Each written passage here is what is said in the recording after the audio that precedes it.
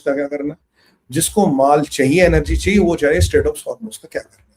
क्योंकि ईरानियों ने कहा भाई स्ट्रेट ऑफ हॉर्मुज तो हमारी सॉवरेन टेरिटरी, हम तो इसको अपनी सॉवरेन टेरिटरी डिक्लेयर करेंगे। मार्को रूबियो ने सुबह इसका जवाब दिया था, बोला अगर स्ट्रेट ऑफ हॉर्मुज उनकी सॉवरेन टेरिटरी है, जब उनसे पूछा गया फिर तो गल्फ ऑफ अमेरिका हमारी सॉवरेन टेरिटरी है, फिर साउथ चाइना सी में साउथ चाइना सी कहेगा मेरी सॉवरेन टेरिटरी है। और वो नहीं कह रहा, मैं कह रहा हूं कल को इंडिया कह देगा इंडियन ओशन मेरी सॉवरेन टेरिटरी, जो भी निकलो भाई जजिया दो, ट्राई दो। तो फिर international maritime order, international maritime rules और इंटरनेशनल मैरीटाइम जो भी हमारे पास एग्रीमेंट्स हैं उनका क्या होगा? What the hell are we talking about here? Then everything is up for grabs. That is exactly what he has told. तो यहाँ पे ये चीज हो रही थी, और ट्रंप कहीं ना कहीं इससे बड़े विचलित हैं कि जो इस्लामिक नेटो के समीकरण बन रहे, इस्लामिक कॉर्ड के समीकरण बन रहे। अभी ये भी खबर आई है, ये चीनी और पाकिस्तान ने 5 पॉइंट एजेंडा रिलीज कर दिया। मतलब यार सब कुछ तो छोड़ो, ये पाकिस्तान मतलब क्या है यार? मतलब भिखारियों की सर्कस में क्या पूंछ कटा शेर है क्या जो ताथा तहिया कर रहा है? भाई तुमसे कौन पूछ रहा है? बड़े बड़ों की सिट्टी पिट्टी गुम है। पाकिस्तान ने जी 5 पॉइंट एजेंडा जारी कर दिया रिलीज करने का। तुम्हारे इस्लामिक नेटो का क्या हुआ? तुम्हारे मुस्लिम कॉर्ड का क्या हुआ? ये काफिरों के साथ बना बैठ के एजेंडा क्यों बना रहे? चाइनीज भी तो काफिर ही है ना, तो काफिरों के साथ एक एजेंडा क्यों बना रहे हो? तो तुम्हारे क्वाड का कोई एजेंडा नहीं बना, मुस्लिम नेटो का कोई एजेंडा नहीं बना, बल्कि क्वाड के मेंबर आज मिल रहे थे सऊदी में, पाकिस्तान को लात मारी पिछवाड़े पे, पाकिस्तान को नहीं बुलाया वहां पे।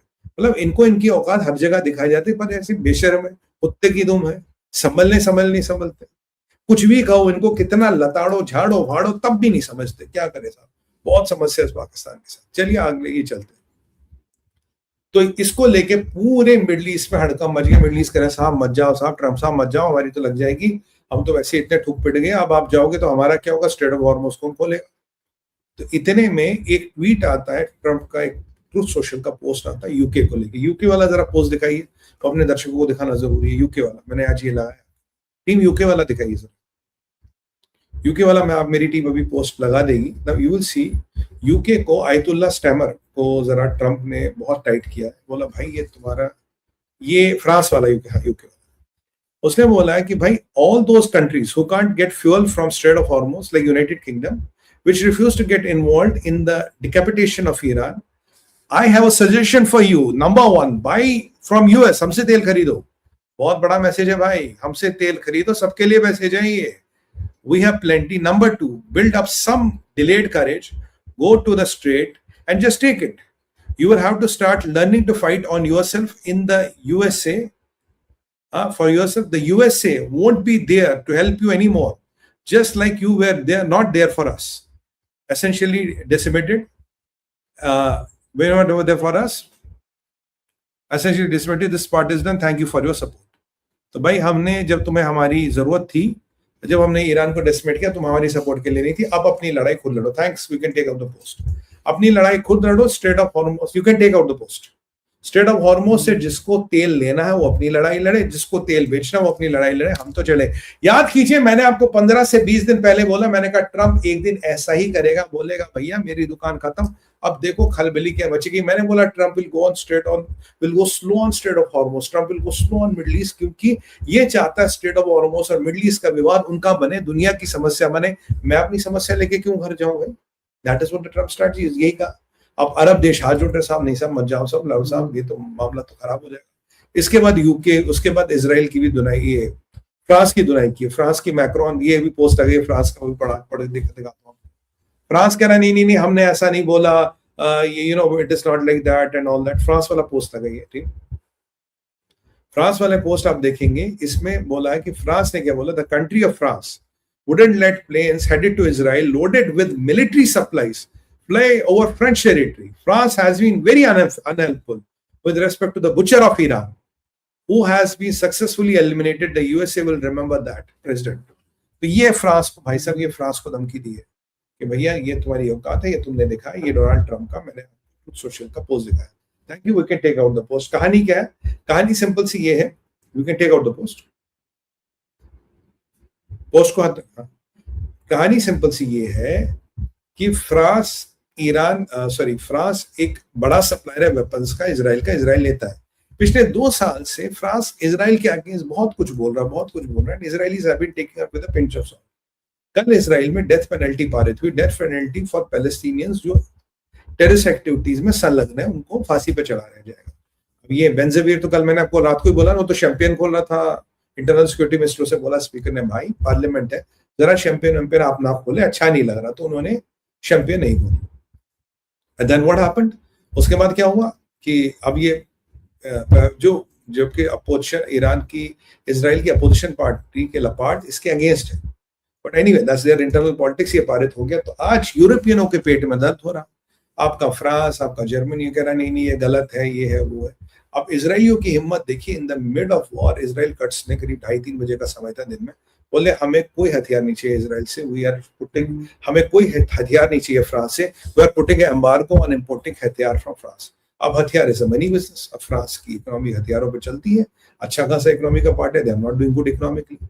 तो जब फ्रांस को ये पता लगा तो उन्होंने बोल दिया कोई भी अब हथियार लेके अमेरिका का या किसी का भी हथियार हमारी टेरिटरी के ऊपर इजराइल नहीं जाएगा। तो अमेरिकनों को उन्होंने गलत वाली उंगली दिखा दी, समझ रहे ना क्या होता है, गलत वाली उंगली उसे दिखा दी और अमेरिका भड़क गया, क्योंकि सबसे बड़ा हथियारों का सप्लायर कौन है, अमेरिका है। तो ये नहीं जहाज थोड़ा इधर से उधर से जा सकता, पर स्पेन भी पंगे कर रहा है, जर्मनी भी कह रहा है देखो जी अगर ये युद्ध बढ़ा हमारी तो हालत खराब होगी, हम पे तो बर्डन पड़ जाएगा, हम तो जवानी में रंडवा हो जाएंगे, ये जर्मनी कह रहे थे, मतलब धुरंधर का डायलॉग है, मैंने फिट कर दिया, तो कह रहे कि हम तो ये हो जाएंगे।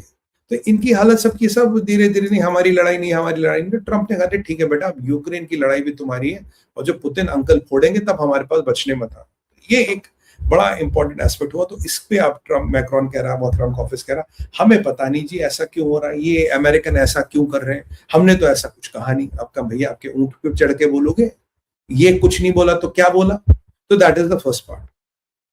जबकि कैरोलिन लेविट ने बिल्कुल क्लियर बोला 250 साल पहले अमेरिका बना था जूडियाई और क्रिश्चियन बिलीफ्स पे, ये हमारी फाउंडिंग स्टोन है, तो इस पे कोई विवाद ना हो कि इजराइल की लड़ाई क्यों, ज्यूस के लिए लड़ाई क्यों, हम क्यों लड़े, क्या लड़े, भाई हमारा फाउंडेशन ही है क्रिश्चियनिटी और जुडाइज्म पे, तो that is our foundation stone, ना will stick by it, it doesn't matter what you think and what you believe. तो ये एक बड़ा इंपॉर्टेंट एस्पेक्ट ये है। तो फ्रांस की धुनाई हो गई, और अब क्या ये सब सच है, ये सच भी हो सकता है, नाटक भी हो सकता है। बड़ी लड़ाई से पहले you will create every dissonance and every smoke screen to do it. किसके, मैं आपको यहाँ कोट करूंगा पीट हेग्सेथ से पूछा कि साहब क्या आप बूट्स ऑन द ग्राउंड डालोगे, उसने कहा कि आपने कांग्रेशन अप्रूवल लेना पड़ेगा, आप then you will have body bags, क्या करोगे। तो उसने बोला यार मेरे पास बूट्स ऑन द ग्राउंड का विकल्प है, मैं तुम्हें कैसे बता दूं मैं बूट्स ऑन द ग्राउंड नहीं डालूंगा, and why should I tell you I will not put boots on the ground, because मेरा काम है, अगर प्रेसिडेंट के पास 15 ऑप्शन है और 25 करना, रादर देन 14 करना, rather than making the 14, my job is to make them 25. So अब we will use the option, will not use the option, that is up to us, but we will have the option and we'll tell the enemy we have the option. हम दुश्मन को ये भी बोलेंगे हमारे पास option है, मैं क्यों उसे बोलूं हम boots on the ground use नहीं करेंगे। इसलिए आप पूछो कि लड़ाई कब शुरू होगी, खत्म होगी, मुझे नहीं पता, लड़ाई में क्या होगा मुझे नहीं पता, लड़ाई कहां जाने वाली मुझे नहीं पता। जबकि जनरल डायन क्रेन साफ कह रहे हैं कि अब लड़ाई का डिसाइसिव फेज शुरू हो गया, क्योंकि आज के डेट में ईरान में तो बहुत ज्यादा टारगेट बचे नहीं है जिनको हम ठोक सके। Most of the targets of Iran are taken out, इंजे मिंजे तो कोई दाएं बाएं के बच्चे उनको टारगेट कर रहे हैं। वैसे इजरायलियों का हिट रेट बड़ा अच्छा है, इजरायलियों ने 270 target 270 targets they have taken out in last 24 hours, 270 का एवरेज, जबरदस्त। लास्ट कल कितना था, 130 से 150 था। इजरायली भाई मतलब प्रोग्रेस है, सॉलिड है। तो इसीलिए अगर मैं ब्रैड कूपर को देखूं, ब्रैड कूपर ने बड़ी अच्छी बात बोली, कह रहा हम बड़ा अच्छा लड़ रहे हैं, ये वो कह रहा सबसे जो पावरफुल हमारा वेपन रहा है that has been the space force, जो अमेरिका के सामने किसी का कोई है ही नहीं। स्पेस फोर्स इज दो थाउजेंड्स ऑफ स्पाई सैटेलाइट्स जो इलॉन मस्क की सैटेलाइट भी मान के चली, वो इनके स्पाई सैटेलाइट्स और भी रिसोर्सेज जहां कोई भी वर्ल्ड में गतिविधि हो, automatically collated, AI fed, and all the branches, all the nodes noted, and the decisions presented to the men. People pick up decision 1, 2, 3. It happens in a fraction of a second. तो ये जो space force है America का, ये वो घातक force है जिसने इजराइल की ईरान की नाक में दम कर रखा, और ईरान के 50 साल की मेहनत 30 दिन में बर्बाद कर दी। Literally in 30 days these mullahs are finished. तो आज हकीकत ये है लास्ट 24 घंटों में सबसे कम मिसाइलें और ड्रोन दागे गए। इन लास्ट 24 आवर्स सबसे कम मिसाइलें और ड्रोन दागे गए। देखो खाला के तो पोती की भी शादी हो गई, अब तो मिसाइल रखने का कोई पॉइंट है नहीं। तो मिसाइलें है नहीं sir, most of the launchers are taken out but not all. मैंने कहा था America wants them to keep on firing something, ये फायरिंग करते रहो, काम चलता रहे। अब इस सब के बाद इनको गाली गलौजी, और वो 6 अप्रैल की डेडलाइन तो अपनी इंटैक्ट है।